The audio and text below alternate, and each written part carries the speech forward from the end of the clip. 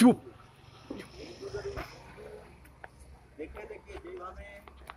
তাদের দিকে যে সন্ত্রাস, তারা আমাদের যে 28 জনকে, তার মধ্যে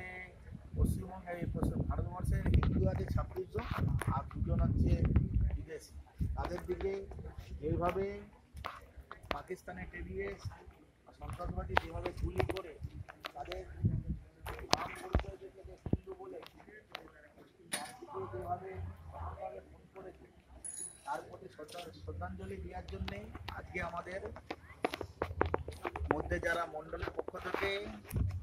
এই 176 নম্বর বুথের কর্মী কার্যকর্তা এবং সাধারণ মানুষ যারা আছেন